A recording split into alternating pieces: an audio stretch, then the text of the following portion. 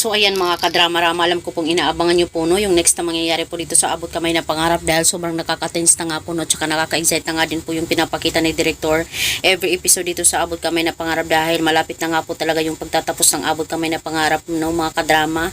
Maabot na din talaga natin yung mga pangarap natin na talagang marireveal na din talaga yung katotohanan talaga about dito sa mga character dito sa Abot Kamay na Pangarap at alam naman po natin mga kadrama na biglaan nga po itong pagkawalan ni Doc Lindon na kung saan talagang hindi alam ni Annalyn na kung saan close naman talaga silang dalawa tapos biglaan lang nawala dito sa hospital ng Apex. Kaya nung time na naalaman ni Annalyn na may tinawagan po siya doon sa Dubai dahil nga po sabi ng ibang kaibigan ni Doc Carlo o ni Doc Lindon ay nagpunta daw po ito ng Dubai sa conference pero nung tinawagan ni Annalyn ay wala nga po talaga doon si Lindon. Talagang ngayon ay hinahanap-hanap pa rin talaga ni Annalyn kung nasaan talaga itong si Doc Lindon kasi kahit nga po nung tinatawagan ay hindi din talaga matawagan, kahit tinawagan din talaga ni RJ ay hindi rin talaga matawagan. Wala talagang may nakakaalam kung nasaan talaga itong si Doc Lindon.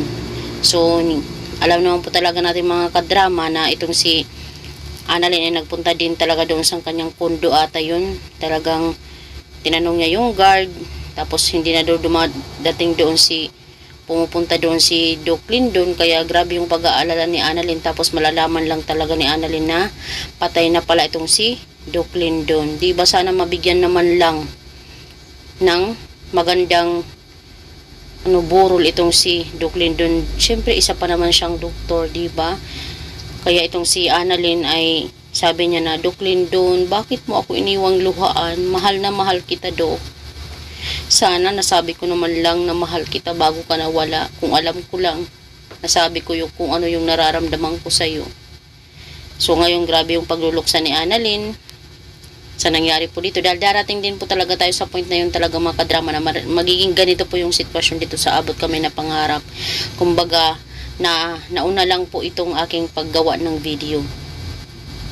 Hoping nga po talaga ng mga kadrama is mabigyan talaga ng hustisya yung pagkamatay ni Doc Lindon at malaman din talaga yung katotohanan nila no.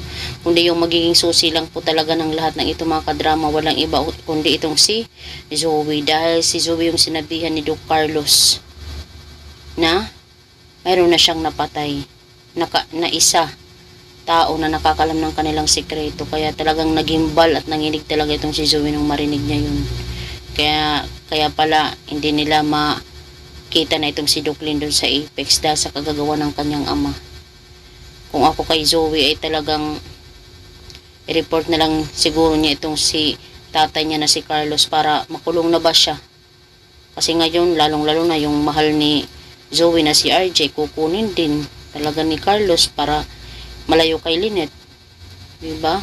Sana mailigtas talaga ni Zoe dahil si Zoe na lang talaga yung pag-asa para mailigtas itong si RJ na pinakamamahal niyang ama. So yun lang po mga kadrama, abang-abang na lang po tayo sa next na mangyayari. Nakakalungkot man pero yun ang katotohanan. So yun lang po, bye.